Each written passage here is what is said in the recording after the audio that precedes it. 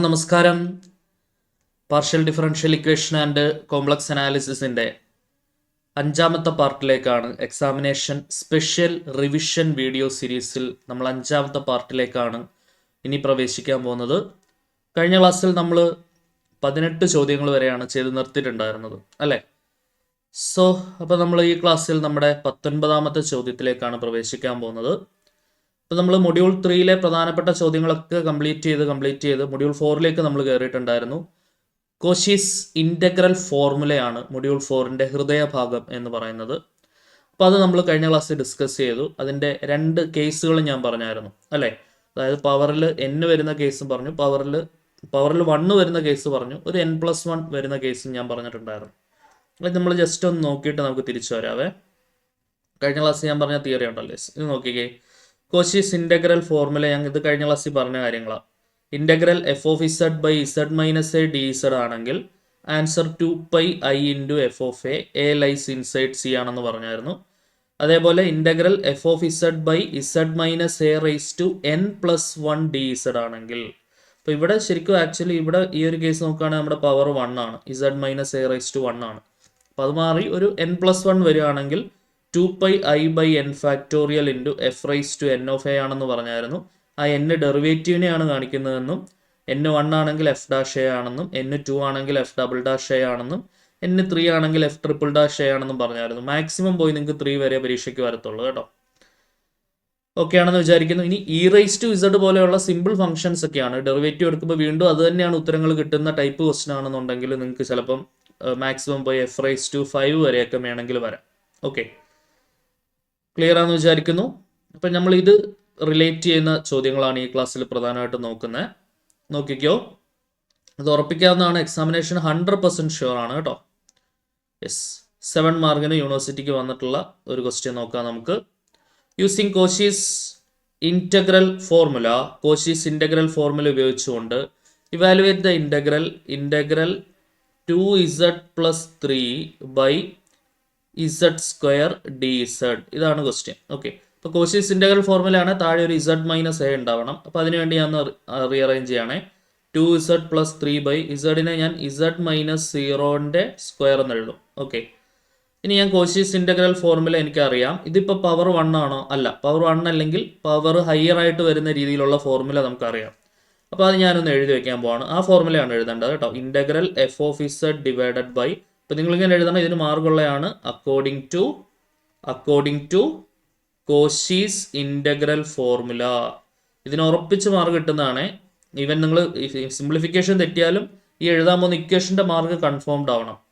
f of z by z minus a raised to n+1 dz is equal to 2πi divided by n factorial f raised to n of a. n ഡെറിവേറ്റീവിനെ കാണിക്കുന്നതെന്ന് ഞാൻ നേരത്തെ പറഞ്ഞു തന്നിട്ടുണ്ട്. ഇനി ഈ ഒരു രൂപത്തിലേക്ക് നമ്മളിത് കൊണ്ടുവരണം. ആദ്യമേ നമ്മൾ ചെയ്യേണ്ട ഒരു കാര്യമുണ്ട്. എന്താണ്? ഈ എ ഇൻസൈഡ് ആയിരിക്കണം എന്നുള്ളൊരു കണ്ടീഷനുണ്ട്. അതും കൂടെ ചേർത്ത് എഴുതുന്നതിനാണ് മാർക്ക് കിട്ടുന്നത്. A lies inside C. A lies എന്തായിരിക്കണം? ഈ ഫോർമുല വാലിഡ് ആവണമെന്നുണ്ടെങ്കിൽ എ ലൈസ് ഇൻസൈഡ് സി ആയിരിക്കണം. ഈ സി എന്നുള്ള റീജിയൻ്റെ ഉള്ളിലായിരിക്കണം എ ലൈ ചെയ്യുന്നുണ്ടാവുക. ശരിയല്ലേ? അപ്പോൾ അത് ആദ്യമേ വെരിഫൈ ചെയ്ത് നോക്കുക എന്നുള്ളതാണ് നമ്മുടെ ജോലി. ഓക്കെ, അങ്ങനെയാണെങ്കിൽ നമുക്ക് എന്ത് പറയാം? എ ഇൻസൈഡ് ആണോ ഔട്ട്സൈഡ് ആണോ നോക്കാം. അപ്പോൾ അതിനുവേണ്ടി ഞാൻ ആദ്യം ആ റീജിയൻ ജസ്റ്റ് ഒന്ന് വരയ്ക്കുകയാണ്. നമ്മുടെ റീജിയൻ ഇതാണ്. Mod z minus i is equal to 2. Okay, yes, നമുക്ക് 2 രീതി വെരിഫൈ ചെയ്യാം. ഒന്നില്ലെങ്കിൽ എ എന്നുള്ള പോയിന്റ് നമുക്ക് ഇസഡിന് വരുന്നതിന് ഇങ്ങോട്ട് സബ്സ്റ്റിറ്റ്യൂട്ട് ചെയ്തുകൊണ്ട് മോഡ്ലെസ് എടുത്തിട്ട് ചെയ്യാം. അല്ലെങ്കിൽ ജസ്റ്റ് ഒരു റഫ് സ്കെച്ച് വരച്ച് നമുക്ക് ചെയ്യാം. റഫ് സ്കെച്ച് വരച്ച് ചെയ്യുന്നതാണ് കുറച്ചും കൂടെ ബെറ്റർ. കാരണം നിങ്ങളുടെ പ്രിസ്ക്രൈബ്ഡ് ടെക്സ്റ്റിലെല്ലാം റഫ് സ്കെച്ച് വരയ്ക്കുന്ന രീതിയാണ് കൊടുത്തിട്ടുള്ളത്. ഓക്കെ, അപ്പോൾ ടീച്ചേഴ്സിൻ്റെ ആൻസർ കീയിലും എന്തായാലും ഒരു റഫ് സ്കെച്ച് ഉണ്ടാവും. നോക്കാം നമുക്ക് റഫ് സ്കെച്ച് എങ്ങനെ വരയ്ക്കുന്നത്. ഇത് വരയ്ക്കാൻ വളരെ എളുപ്പമാണ്. നമുക്കറിയാം സർക്കിളിൻ്റെ general equation mod z minus a is equal to r ആണ്. ആ എ എന്നുള്ളത് സർക്കിളിൻ്റെ സെൻറ്ററിനെ കാണിക്കുന്നു, r എന്ന് പറയുന്ന സർക്കിളിൻ്റെ റേഡിയസിനെ കാണിക്കുന്നു. ഇത് നമുക്കറിയുന്ന സംഗതിയാണ്. ഇനി സെൻറ്റർ എ ആണെന്ന് അറിയാം. ആ സെൻറ്റർ എ എന്ന് പറയുന്നത് ഇവിടെ എന്താണ്? i ആണ്. സ്റ്റാൻഡേർഡുമായിട്ട് കമ്പയർ ചെയ്ത് പറഞ്ഞേ. സ്റ്റാൻഡേർഡുമായിട്ട് കമ്പയർ ചെയ്ത് mod z minus a is equal to ആറുമായിട്ട് താരതമ്യപ്പെടുത്തിയാൽ സെൻറ്റർ എ എന്ന് പറയുന്നത് എത്രയാണ്? സെൻറ്റർ എ എന്ന് പറഞ്ഞാൽ i ആണ്. ശരിയാണല്ലോ? എ എന്ന് പറയുന്ന ഐ ആണ്, അതേപോലെ തന്നെ ആർ എന്ന് പറയുന്നത് 2 ആണ്. അപ്പോൾ സർക്കിളിന്റെ റേഡിയസ് എനിക്ക് 2 ആണെന്നുള്ള കാര്യം കേട്ടിട്ടുണ്ട്. ഇനി ഐ എന്നുള്ളത് എങ്ങനെ കോർഡിനേറ്റ് ആക്കാം? നമുക്കറിയാം എ പ്ലസ് ഐ ബി ആണെങ്കിൽ അതിന്റെ corresponding coordinate A comma B ആണ്, ശരിയല്ലേ? അപ്പോൾ അതേപോലെ ഐനെ വേണമെങ്കിൽ 0+1 എന്ന് എഴുതാം. അതിന്റെ കറസ്പോണ്ടിങ് കോർഡിനേറ്റ് എന്തായിരിക്കും? 0,1 ആയിരിക്കും. ഓക്കെ, 0,1 ആണ്. ഇപ്പൊ 0,1 സെന്ററും പിന്നെ എന്ത് റേഡിയസും വരണം? 2 റേഡിയസും വരുന്ന ഒരു സർക്കിൾ. 0,1 എന്ന് പറയുമ്പോൾ ഏകദേശം ഇവിടെ വരും 0,1 സെന്റർ, 2 റേഡിയസ് വരണം. അപ്പൊ താഴോട്ടൊരു 1ഉം 1ഉം വന്നിട്ട് ഇവിടെ ഒരു -1 ടച്ച് ചെയ്യും.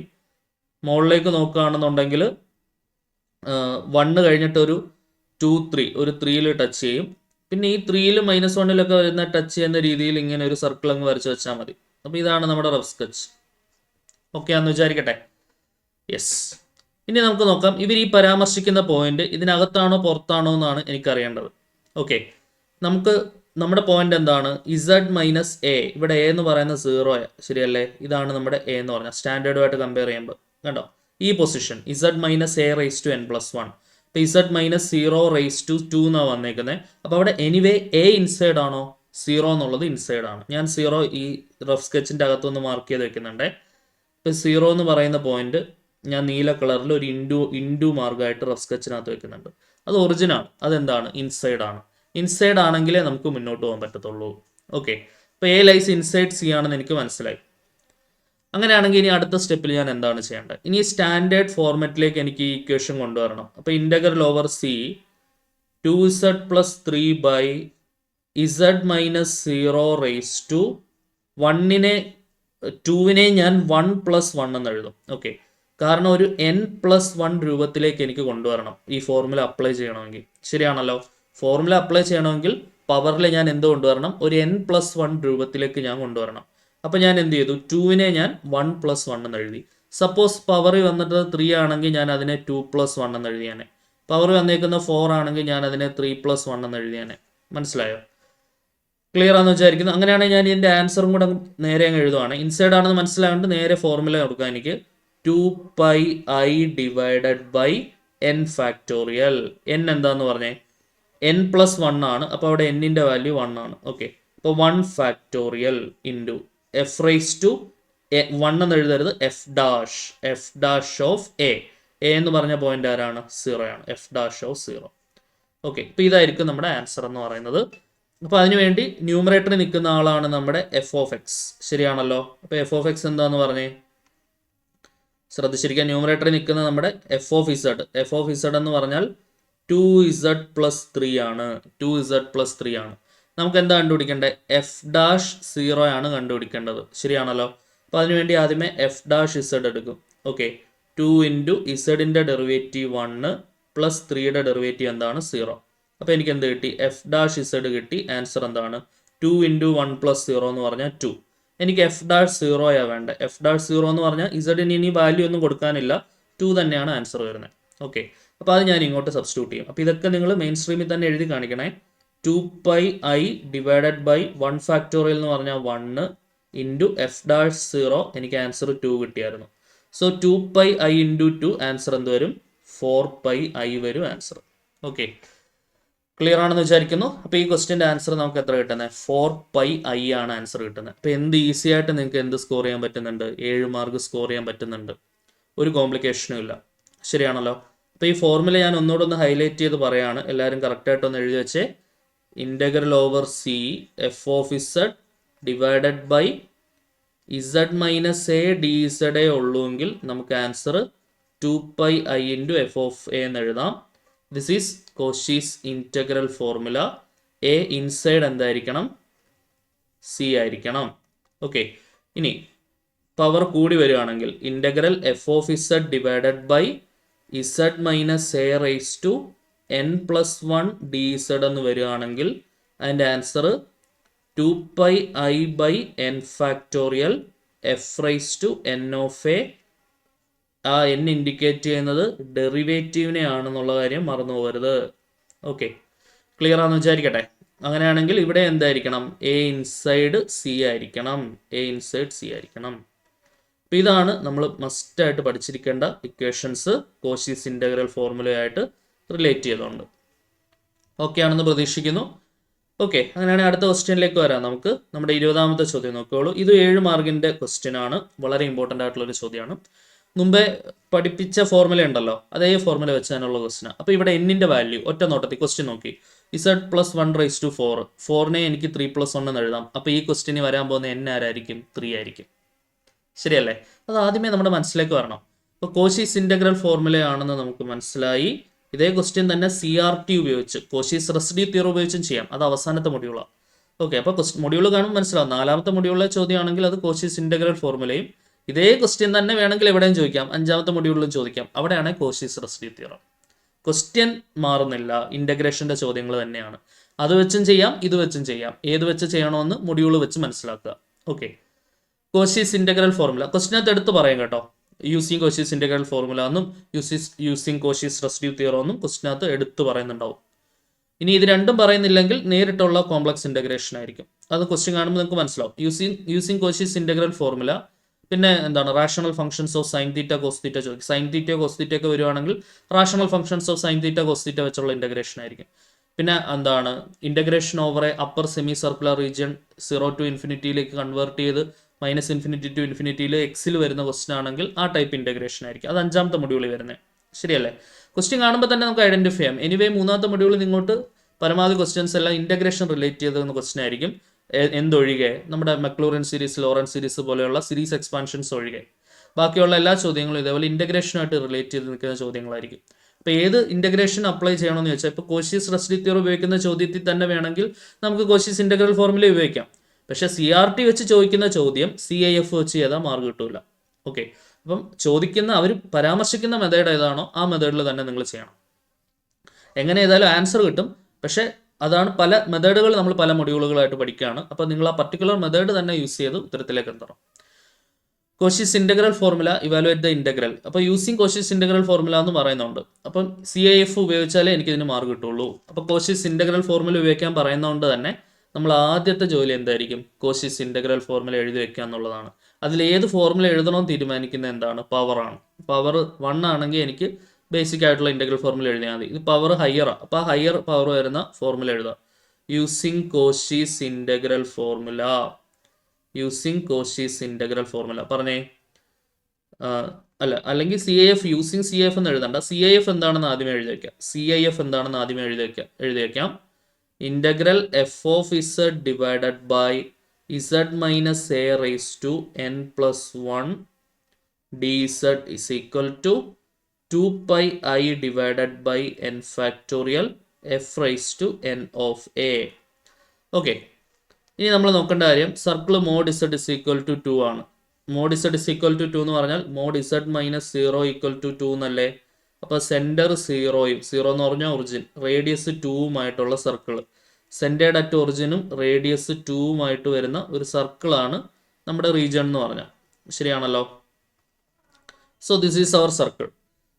ഇനി ഇവർ പരാമർശിക്കുന്ന നമ്മുടെ പോയിന്റ് ഇൻസൈഡ് ആണോ ഔട്ട്സൈഡ് ആണോ നോക്കുക എന്നുള്ളതാണ് നമ്മുടെ ആദ്യത്തെ ജോലി. അപ്പോൾ അതിനുവേണ്ടി ക്വസ്റ്റ്യൻ എഴുതുകയാണെ. Closed integral over the region C e⁻²z divided by z -1 എന്ന് മൈനസ് എന്ന് എനിക്ക് വരണ്ടേ. അപ്പോൾ +1നെ ഞാൻ -1 എന്നാക്കും ⁻⁴. അതെന്തിനാ മാറ്റുന്നതെന്ന് പിടികിട്ടിയോ? സ്റ്റാൻഡേർഡ് ഫോർമുല ഡിറ്റോ അതേപോലെ നമുക്ക് കൊണ്ടുവരണം. സ്റ്റാൻഡേർഡ് ഫോർമുല പോലെ തന്നെ. അപ്പോൾ ഇവിടെ standard formula z minus a. അപ്പോൾ ഇവിടെ +1 ആണ്. എടോ 2 മൈനസ് ചേർന്ന പ്ലസ് അല്ലേ? അപ്പോൾ ആ +1നെ ഞാൻ -1 എന്ന് എഴുതും ⁻⁴ dz. ആ ⁻⁴ ഞാൻ സ്റ്റാൻഡേർഡ് ഫോർമുലയ്ക്ക് വേണ്ടിയിട്ട് എങ്ങനെ മാറ്റുന്നുണ്ട്? 4നെ ഞാൻ 3+1 എന്ന് മാറ്റുന്നുണ്ട്. സ്റ്റാൻഡേർഡ് ഫോർമുല ലുക്കലേക്ക് വരുത്താൻ വേണ്ടിയാണ്. ഇവിടെ n+1, ഇവിടെ 3+1. ഓക്കെ, ആ +1 എന്തായാലും ഉണ്ടാവണം. അതിന് മുമ്പ് കൊടുക്കേണ്ട നമ്പർ ഏതാണെന്ന് നിങ്ങൾക്ക് അറിയാം. കിട്ടേണ്ടത് ഏതാണോ അതിനനുസരിച്ച് കൊടുത്താൽ മതി. അപ്പം എക്ക് പകരം ഇനി നിങ്ങൾ നോക്കുക. എ എന്ന് പറയുന്നത് എന്താണ്? a = -1 ആണെന്ന് എനിക്ക് മനസ്സിലായി. ആ -1 എന്നുള്ള a എവിടെ ആയിരിക്കണം? a ലൈസ് ഇൻസൈഡ് C ആയിരിക്കണം. a ലൈസ് ഇൻസൈഡ് C ആയിരിക്കണം. -1 നോക്കിക്കേ, ഇവിടെ -2 വരെ വരുന്നുണ്ട്. അപ്പോൾ -1 ഇൻസൈഡ് ആണ്. ഇൻസൈഡ് വരുന്നത് 7 മാർക്കിന് അവർ ചോദിക്കുള്ളൂ. എങ്കിലല്ലേ മുന്നോട്ട് എന്തെങ്കിലും ചെയ്യാനുണ്ടാവുള്ളൂ. അങ്ങനെ മിനിമം ലോജിക്കുള്ള ഒരാൾക്ക് അത് ആലോചിക്കാം. പക്ഷേ ഈ ചിത്രം വരച്ചത് മാർക്ക് ചെയ്യുന്നതിന് മാർക്ക് ഡിവിഷനിൽ മാർക്ക് വരുന്നുണ്ട്. അപ്പോൾ ചിത്രം വരയ്ക്കുക, ജസ്റ്റ് റഫ് സ്കെച്ച് വരയ്ക്കുക, ആ പോയിന്റ് മാർക്ക് ചെയ്യുക. ഇനി റഫ് സ്കെച്ച് വരയ്ക്കാൻ ബുദ്ധിമുട്ടുള്ളവർക്ക് വേറൊരു മെത്തേഡിൽ മാർക്ക് കൊടുക്കാൻ പ്രിഫറൻസ് ഉണ്ട്. ആ മെത്തേഡ് എന്ന് പറഞ്ഞാൽ ഈ -1 എന്നുള്ള പോയിന്റ് നമ്മൾ ഈ എന്ത് ചെയ്യുന്നു, നമ്മൾ ഈ മോഡ് ഇസഡ് ഈക്വൽ ടു 2ലേക്ക് സബ്സ്റ്റിറ്റ്യൂട്ട് ചെയ്യുന്നു. അപ്പോൾ മോഡ് -1 എന്ന് പറയുന്നത് 1 ആണ്. ആ 1 ലെസ് ദാൻ 2 ആണ്. ലെസ് ദാൻ 2 ആണെങ്കിൽ ഇൻസൈഡ് സി ആയിരിക്കും, ഗ്രേറ്റർ ദാൻ ആണ് വരുന്നതെങ്കിൽ ഔട്ട്സൈഡ് സി ആയിരിക്കും, ഈക്വൽ ടു ആണ് വരുന്നതെങ്കിൽ ഓൺ ദ സർക്കിൾ ആയിരിക്കും. ഇത് 3 കണ്ടീഷൻസ് അപ്പോൾ അവന് നോക്കണം. അതിനേക്കാളും നല്ലത് ജസ്റ്റ് ഒരു റഫ് സ്കെച്ച് വരയ്ക്കുക. ഒരു സർക്കിൾ വരയ്ക്കുന്നതിൽ നമുക്ക് പ്രയാസമില്ല. ഒരു ജസ്റ്റ് റഫ് സ്കെച്ച് വരച്ച് ഇൻസൈഡ് ആണോ ഔട്ട്സൈഡ് ആണോ എന്ന് മനസ്സിലാക്കുക. ഈ 2 മെത്തേഡിൽ ഏത് വേണമെങ്കിലും നിങ്ങൾക്ക് പ്രിഫർ ചെയ്യാവുന്നതാണ്. പക്ഷേ ഏതാണോ പ്രിഫർ ചെയ്യുന്നത് അതിൻ്റെതായ സ്റ്റെപ്പുകൾ കാണിക്കുന്നതിന് ആണ് ആ ഐഡന്റിഫിക്കേഷൻ ഓഫ് ദ പോയിന്റ് എന്നതിന് ഒരു മാർക്ക് ഡിവിഷൻ അനുസരിച്ച് മാർക്ക് വരുന്നുണ്ട്. അപ്പോൾ ഈ 2 മെത്തേഡിൽ ഏത് മെത്തേഡാണോ ചെയ്യുന്നത് അത് കാണിക്കണം നിങ്ങൾ, എങ്കിലാണ് അവിടെ മാർക്ക് വരിക. ഓക്കെ, അപ്പോൾ A ഈസ് ഈക്വൽ ടു -1 എന്നുള്ളത് നമുക്ക് മനസ്സിലായി. അത് ഇൻസൈഡ് ആണെന്നുള്ള കാര്യം ഞാൻ ചെയ്ത മെത്തേഡ്, ഞാൻ ജസ്റ്റ് സർക്കിൾ വരച്ച് ഇൻസൈഡ് ആ പോയിന്റ് മാർക്ക് ചെയ്ത് വെച്ചു. അപ്പോൾ ഈ പേപ്പർ നോക്കുന്ന ഒരു ടീച്ചറിന് അറിയാം -1 നമ്മുടെ റീജിയനുള്ളിൽ മാർക്ക് ചെയ്ത് വെച്ചിട്ടുണ്ട്. അപ്പോൾ അയാൾക്ക് അത് മനസ്സിലായിട്ടുണ്ട് ഇൻസൈഡ് സി ആണെന്നുള്ള കാര്യം. അങ്ങനെയാണെങ്കിൽ നമുക്ക് എന്ത് മനസ്സിലായി, നമുക്ക് CAF ഉപയോഗിച്ചിട്ട് എന്തെഴുതാം, 2πi divided by n factorial. n എന്താ ഇവിടെ, n എന്ന് പറഞ്ഞാൽ 3 n+1 അല്ലെ, n-ന്റെ പ്ലേസിൽ നിൽക്കുന്ന 3. അപ്പോൾ 3 factorial f raise to n എന്നുള്ളത് 3 ആണ്. അപ്പോൾ f³ എന്ന് എഴുതരുത്, f∭' ഓഫ് a എന്നുള്ളത് -1, f∭' ഓഫ് -1. ഓക്കെ, ഇനി ഈ f∭' കണ്ടുപിടിക്കുക എന്നുള്ളതാണ് നമ്മുടെ ജോലി. അത് നമ്മൾ ഇവിടെ തൊട്ട് താഴെ തന്നെ എഴുതി വയ്ക്കുക. അപ്പോൾ ഇതിന്റെ കണ്ടിന്യൂഷൻ ആയിട്ട് നമുക്ക് ആൻസർ പോകാം. ഞാൻ ഇവിടെ നോക്കുക, f(z) എന്ന് പറയുന്നത് എന്താണ്, സ്റ്റാൻഡേർഡ് ക്വസ്റ്റ്യൻ ആയിട്ട് കമ്പയർ ചെയ്യുമ്പോൾ f(z) എന്ന് പറഞ്ഞാൽ e⁻²z ആണ്. എനിക്ക് f∭z വേണം. ആദ്യമേ f'(z) കണ്ടുപിടിക്കുക. 2 × e⁻²z. ഓക്കെ ആണല്ലോ, e⁻²z ഡെറിവേറ്റീവ് e⁻²z തന്നെ, 2zന്റെ ഡെറിവേറ്റീവ് 2 കൂടെ വരും. ഓക്കെ ആണ്. ഇനി f'(z) കണ്ടുപിടിക്കുക. ഒരു 2 കൂടെ വരുമ്പോൾ 4 × e⁻²z.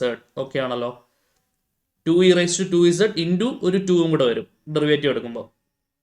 f'(z) കണ്ടുപിടിക്കുമ്പോൾ 4 × ഒരു 2e⁻²z കൂടെ വരും അല്ലെ, 2e⁻²z. അതെന്താണ് വരിക, 8e⁻²z. 8e⁻²z. ഇപ്പൊ നമുക്ക് എന്തായി, f'(z) ആയി. ഇത് നിങ്ങൾ മെയിൻ സ്ട്രീമിൽ തന്നെ, അതായത് ക്വസ്റ്റ്യൻ പേപ്പറിന്റെ പ്രധാന ആൻസർ ഷീറ്റിൽ മെയിനായിട്ട് തന്നെ ഇത് നിങ്ങൾ എഴുതി കാണിക്കണം. ഓക്കെ, എന്നിട്ട് ഇനി നിങ്ങൾ ഇങ്ങോട്ട് കൊടുത്താൽ മതി, f'(z) പകരം പോയിന്റ് -1 കൊടുക്കുക. അപ്പോൾ ഇത് 2πi ഡിവൈഡഡ് ബൈ 3 ഫാക്ടോറിയൽ എന്ന് പറഞ്ഞാൽ 3 × 2 × 1 ഇൻറ്റു f'(-1) ആണ് വേണ്ടത്. f'(z) ആണിത്. അപ്പോൾ ഇസഡിന്റെ പ്ലേസിലോട്ട് -1 കൊടുത്തു വേണം എഴുതാൻ. ഓക്കെ, നമുക്ക് f'(-1) ആണ് വേണ്ടത് അല്ലെ. അപ്പൊ 8 × 2 e⁻² × -1 അല്ലെ. അപ്പൊ 8e⁻² എന്ന് വരും അല്ലെ, 8e⁻². ഇനി എന്തൊക്കെ നമുക്ക് വെട്ടാം, ഒരു 2ഉം 2ഉം നമുക്ക് എന്ത് ചെയ്യാം, ക്യാൻസൽ ചെയ്യാം. ഇനി നിങ്ങൾ നോക്കിക്കേ, നമ്മുടെ ആൻസർ വരുന്നത്, നമ്മുടെ ചോദ്യം (c e⁻²z divided by main question എന്തായിരുന്നു, z+1 whole raise to 4 z+1 whole raise to 4 dz is equal to, ഇവിടെ നമ്മൾ 2ഉം 2ഉം വെട്ടി, മുകളിൽ πi ഉണ്ട്, ഒരു 8 ഉണ്ട് അല്ലെ, 8πi/3 എന്ന് വരും. ശരിയാണല്ലോ, 8πi ഡിവൈഡഡ് ബൈ 3 ഉണ്ട്. പിന്നെ ആരുണ്ട്, ഒരു e⁻² ഉണ്ട്. ശരിയല്ലേ, e⁻². ഇവിടെ വരെ എഴുതിയാലും മതി, വേണമെങ്കിൽ e⁻² എന്ത് ചെയ്യാം, നിങ്ങൾക്ക് താഴെ ഇറക്കാം, 8πi/3 e² എന്നൊക്കെ ആക്കാം. ഓക്കെ, e⁻² താഴെ വരുമ്പോൾ e² ആവും. ഇവിടെ വരെ എഴുതിയാലും 8πi/3 e⁻² വരെ എഴുതിയാലും നിങ്ങൾക്ക് എന്ത് ചെയ്യാം, ഫുൾ മാർക്ക് സ്കോർ ചെയ്യാം. ക്ലിയർ ആണെന്ന് വിചാരിക്കുന്നു. അപ്പോൾ ഇത് 7 മാർക്കിന്റെ ക്വസ്റ്റ്യൻ ആണ്, നിങ്ങൾക്ക് ഈസി ആയിട്ട് 7 മാർക്ക് സ്കോർ ചെയ്യാവുന്ന ക്വസ്റ്റ്യൻ ആണ്. ശരിയല്ലേ, സെറ്റ് ആണെന്ന് പ്രതീക്ഷിക്കട്ടെ. അങ്ങനെയാണെങ്കിൽ അടുത്ത് നോക്കിയാലോ, നമുക്ക് നമ്മുടെ 21ാമത്തെ ചോദ്യം നോക്കിയോളൂ. Expand f(z) is equal to z+1/z-1 as a Taylor series about z is equal to -1. ഞാൻ നിങ്ങളോട് നേരത്തെ ടൈലർ സീരീസിന്റെ ഒരു ക്വസ്റ്റ്യൻ വന്നപ്പോഴേ പറഞ്ഞ, z is equal to a ആണെങ്കിൽ z - a പവേഴ്സിലായിരിക്കണം സീരീസ് വരേണ്ടത്. അപ്പോൾ z equal to -1 ആണ്. അപ്പോൾ z+1ന്റെ പവറിൽ ഞാൻ ഈ സീരീസ് കൊണ്ടുവരണം. അതിന് മുമ്പ് നിങ്ങൾ നോക്കേണ്ട കാര്യം, ന്യൂമറേറ്ററും ഡിനോമിനേറ്ററും ഒരേ പവർ അല്ല വരുന്നത് നോക്കുക. ഇവിടെ z⁻1 ആണ്, താഴെ z⁻1. The highest power of numerator and denominator is same. അങ്ങനെ ഒരു അവസ്ഥയാണെങ്കിൽ first of all you should have to do the actual division, polynomial division നടത്തണം. അപ്പോൾ അതെന്താണ്, ഇസഡ് പ്ലസ് വണ്ണിനെ നിങ്ങൾ എന്ത് ചെയ്യുക, ഇസഡ് മൈനസ് വൺ കൊണ്ട് ഹരിക്കുക. 1 ടൈംസ് ആണ് ഇസഡ് മൈനസ് വൺ. ഇത് മൈനസ് ചെയ്യുമ്പോൾ എന്താ വരുന്നത്, ഇസഡിൽ നിന്ന് ഇസഡ് കുറച്ച 0, 1 മൈനസ് മൈനസ് 1 2 വരും. അതായത് ഈ Z plus one divided by Z minus one, അതായത് നമ്മുടെ എഫ് ഓഫ് ഇസഡിനെ നമുക്ക് എങ്ങനെ എഴുതാം, ഇങ്ങനെ വന്നു കഴിഞ്ഞാൽ അത് എങ്ങനെ എഴുതുന്നത്, ഞാൻ ഒരു എക്സാമ്പിൾ കാണിച്ചു തരാം. ഞാൻ 3നെ 2 കൊണ്ട് ഹരിക്കുന്നു, അല്ല വേണ്ട, നമുക്ക് വേറൊരു എക്സാമ്പിൾ നോക്കാം. 7നെ ഞാൻ 3 കൊണ്ട് ഹരിക്കാം.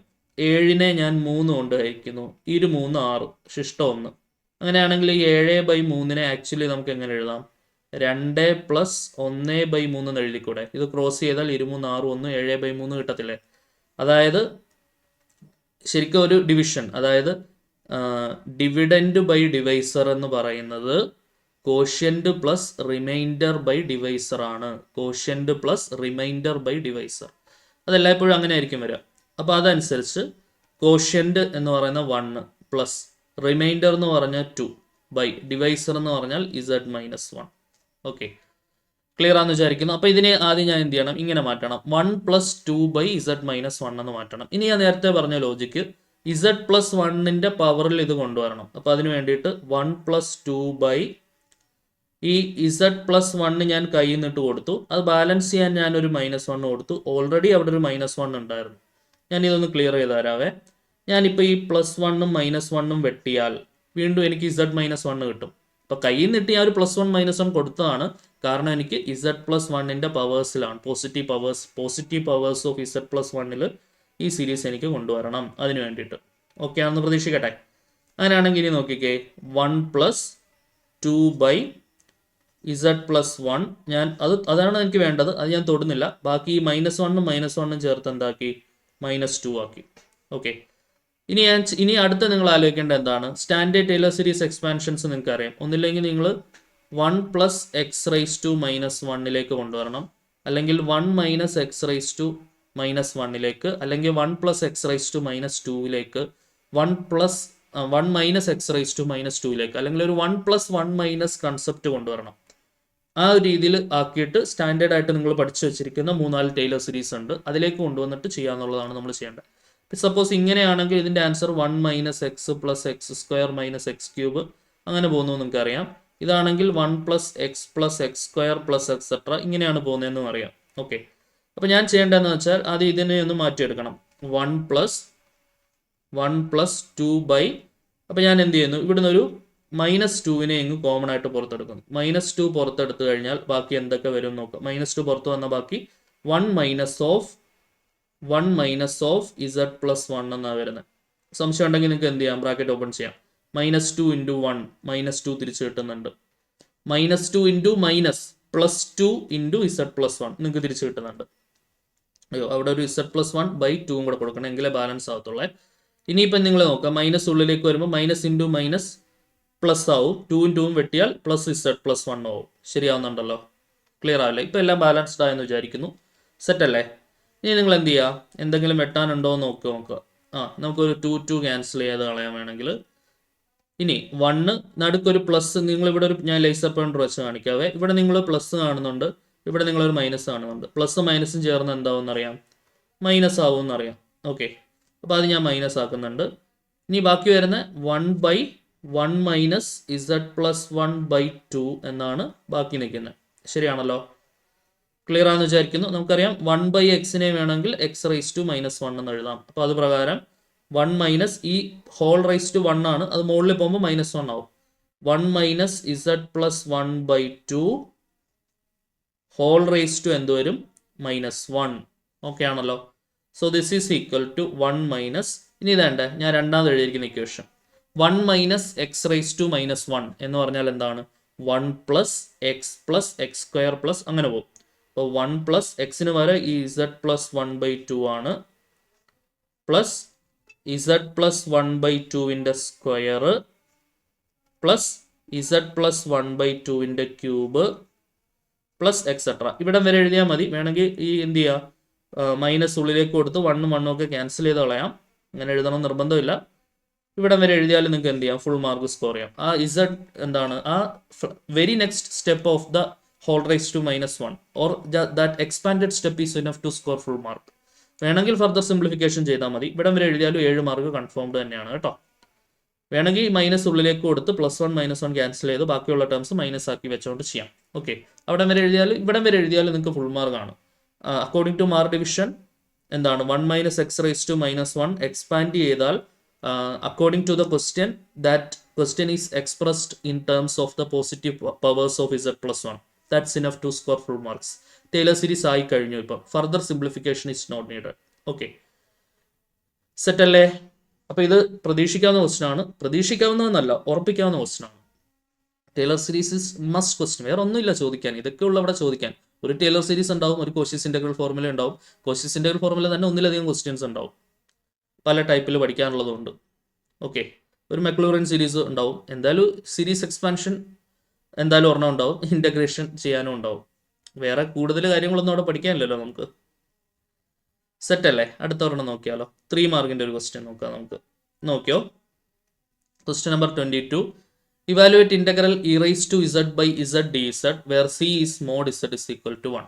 mod z is equal to 1 എന്ന് പറഞ്ഞാൽ എന്താണ്? Circle centred at origin with radius 1. mod z - 0 equal to 1 എന്നല്ലേ? ജനറലി ഓർത്ത് വയ്ക്കുക, mod z is equal to a ആണെങ്കിൽ അതെപ്പോഴും centre at 0 0 origin and radius A ആയിരിക്കും. ഇതിങ്ങനെ വരുള്ളൂ, റേഡിയസ് എ ആയിരിക്കും. mod z equal to a എപ്പോഴും ഇങ്ങനെയാണ്. ഓക്കെ, അങ്ങനെയാണ് റേഡിയസ് 1 ആയിട്ട് വരുന്ന ഒരു സർക്കിളാണ് നമുക്ക് വന്നിട്ടുള്ളത്. ശരിയാണല്ലോ? അതിനകത്ത് സിംഗുലാർ പോയിന്റ് ഫ്രാക്ഷൻ ഡിനോമിനേറ്റർ 0 ആയിട്ട് കയറ്റിയ. സിംഗുലാർ പോയിന്റ് എന്ന് പറഞ്ഞാൽ എന്താണ്? z is equal to 0 lies inside C ആണ്. ഓക്കെ, അതായത് നമുക്ക് integral e raised to z by z - 0 എന്ന് നമുക്ക് എഴുതാം. e raised to z by z - a dz എന്ന് പറഞ്ഞാൽ z - 0 z തന്നെയാണ്, equal to 2πi into f of a എന്ന് പറഞ്ഞാൽ എന്താണ്? f of 0. ഓക്കെ ആണല്ലോ? സോ ഇതിന്റെ ആൻസർ എന്ത് വരുന്നത്? ഹിയർ f of z എന്ന് പറഞ്ഞാൽ മുകളിൽ നിൽക്കുന്ന ആള് e raised to z ആണ് അല്ലെ? അപ്പൊ f of 0 എന്ന് പറഞ്ഞാൽ എന്ത് വരും? e raised to 0 വരും. ഇനി നമ്പർ raised to 0 എന്ന് പറഞ്ഞാൽ എത്രയാണ്? 1 ആണ്. അപ്പൊ 2πi into f of 0. f of 0 എന്ന് പറഞ്ഞാൽ എന്തായി? 1 ആയി. 2πi into 1 എന്ന് പറഞ്ഞാൽ ആൻസർ എത്രയാണ്? 2πi. ഓക്കെ, അപ്പോൾ ഇത് നിങ്ങൾക്ക് ചെയ്തെടുക്കുന്നതിന് 3 മാർക്കാണ്. ഫോർമുല എഴുതുന്നതിന് ഇത്ര എഴുതിയാൽ മേ ബി നിങ്ങൾക്ക് 2 മാർക്കേ കിട്ടുള്ളൂ കേട്ടോ. ഫോർമുല എഴുതുന്നതിന് 1 മാർക്ക് ഉണ്ട് അക്കോർഡിംഗ് ടു മാർക്ക് ഡിവിഷൻ. അപ്പോൾ ഇക്വേഷൻ എഴുതുന്ന കാര്യം മാർക്കാൽ ഇത് പവർ 1 ആണ്. അതായത് integral f of z divided by, ഞാൻ എല്ലാ ക്വസ്റ്റിനും ഫോർമുല എഴുതിയില്ലെങ്കിൽ നിങ്ങൾ എഴുതിക്കണേ, z - a dz is equal to 2πi into f of a lies inside c. a lies എവിടെയാണ്? ഇൻസൈഡ് c ആണ്. ഓക്കെ എന്ന് വിചാരിക്കുന്നു. ക്ലിയർ?